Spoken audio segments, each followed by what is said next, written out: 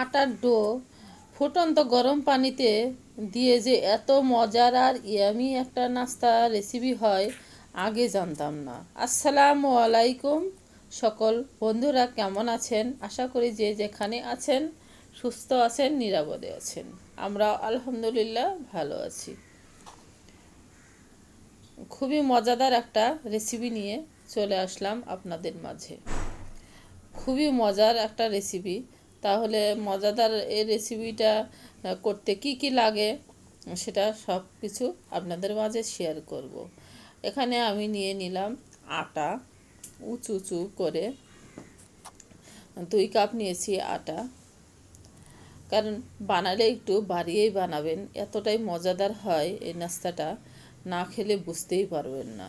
আর নিয়ে নিলাম আমি 3-4 টেবিল চামচের মতো চিনি, আর 3-4 চামচের মতো নিয়ে নিলাম আমি গুঁড়া দুধ, স্বাদ মতো লবণ। আর এই তো দেখতেই পাচ্ছেন একটা ডিম নিয়েছি, আমি ডিমটাও ফাটিয়ে নিব।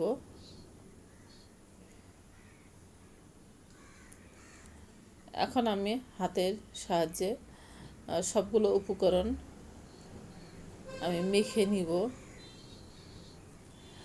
সবাই অবশ্য ফুল ভিডিওটা দেখার চেষ্টা করবেন।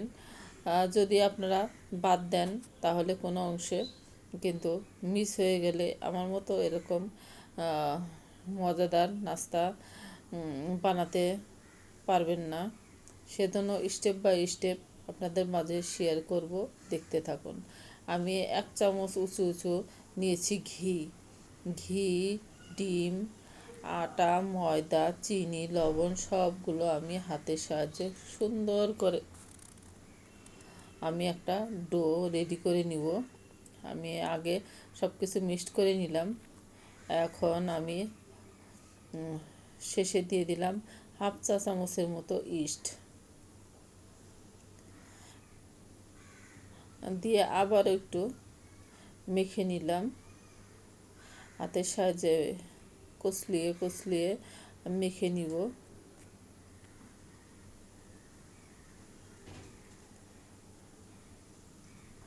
এখন অল্প অল্প করে পানি দিব, সফট একটা ডো তৈরি করে নিব। একটু একটু করে পানি দিব আর একটু একটু করে আমি মেখে নিব।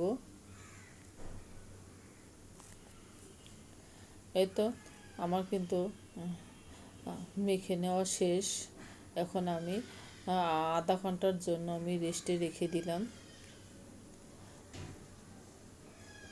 আধা ঘন্টা পরে আমি ফিরে আসছি। আমি এক সাইডে কিন্তু আমি 1/2 চামচ ঘি আর 1 চামচ তেল এক জায়গায় করে আমি মিশিয়ে নিয়ে এক সাইডে রেখে দিয়েছি। একটু হাতে আমি মেখে নিব। মেখে নিয়ে তারপরে আমি একটা শেপ আকৃতি করে নিব। আপনারা চাইলে গোলও করতে পারেন, আমি একটু লম্বা লম্বা সাইজের করে নিব।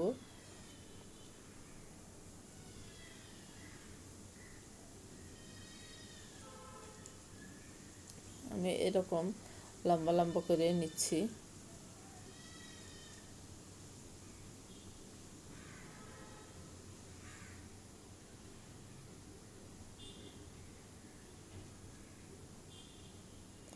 একটা বানানো শেষ। আমি একটু আটা ছিটিয়ে প্লেটের উপরে আমি রেখে দিলাম, যাতে আমার ডো যে আমি পিঠার যে বানাচ্ছি পিঠাগুলো সবগুলো লেগে যাবে না।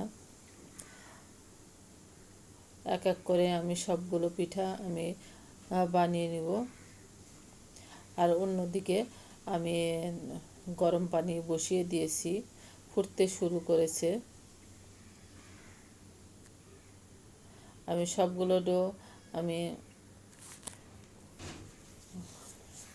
ফুটন্ত পানিতে এক এক করে সবগুলো পিঠাই আমি দিয়ে দিব।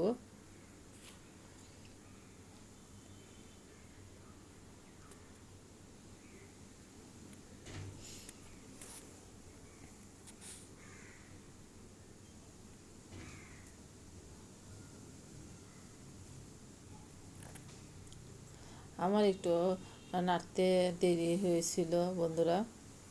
আপনারা দেওয়ার পরই না একটু হালকাভাবে নাড়িয়ে দিবেন। যখন ডোগুলো উপরে ভেসে উঠবে সেদ্ধ, তাহলে তখন বুঝে নেবেন যে পারফেক্টভাবে সেদ্ধ হয়েছে। কথা বলতে বলতে এ পর্যায়ে যে যারা যেখান থেকে আমার ভিডিওটি দেখছেন সবাইকে অসংখ্য ধন্যবাদ। এ তো প্রায় আমার শেষের দিকে, আর কিছুক্ষণের মধ্যে আমার কিন্তু পিঠাগুলো সেদ্ধ হয়ে যাবে। সবগুলো পিঠাই উপর দিকে আমার ভেসে উঠেছে। এখন আমি একটা এই তো হাতার সাহায্যে আমি পানি ঝরিয়ে নিব। ঝরিয়ে সবগুলো আমি তুলে নিব।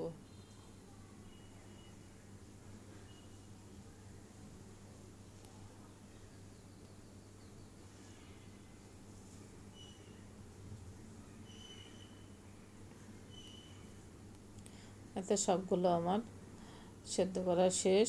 এখন আমি একটা প্যান বসিয়ে দিয়েছি। এখানে আমি দিয়ে দিব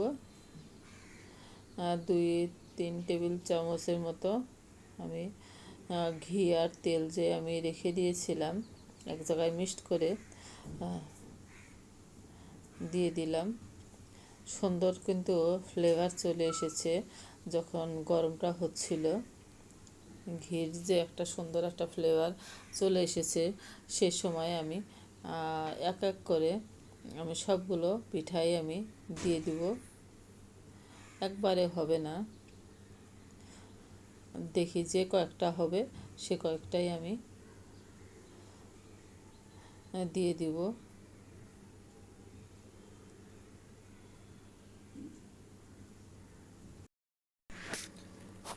এই তো আমি এক এক করে দিয়ে দিলাম। এখন 1 মিনিট পরে আমি একটা উল্টিয়ে দিয়ে দেখলাম হয়েছে কি না। আমি মিডিয়াম টু লো আছে আমি মিনিট 10 মতো আমি একটু ভেজে নিব। আর সাইড দিয়ে 1 চামচ 2 করে করে আমি একটু তেল দিয়ে দিব। এতে খুবই সুন্দর একটা কালারও চলে আসবে। ভিতরে কিন্তু একদম খাস্তার মতো হবে, নরম তুলতুলে, উপরে হবে মচমচে, ভিতরে হবে খুবই তো খাস্তা খাস্তা ভাব।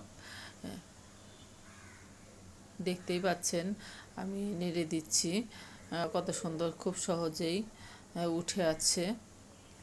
তো আমার সবগুলো পিঠা কিন্তু ভাজা শেষ। খুবই সহজ, সকাল কিংবা বিকালে বা আপনারা যে কোনো টাইমে বানিয়ে খাওয়াতে পারবেন।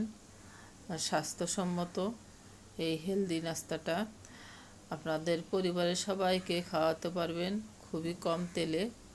কতটা সুন্দর আর লোভনীয় হয়েছে মাশাআল্লাহ। খেতেও কিন্তু অসম্ভব মজাদার হয়েছিল। খুবই মজার এই নাস্তাটা, একবার হলেও আপনারা ট্রাই করে দেখবেন, খুবই ভালো লাগবে। আজকের মতো বিদায় নিচ্ছি বন্ধুরা। সবাই যে যেখানে আছেন ভালো থাকবেন, সুস্থ থাকবেন। আল্লাহ হাফেজ।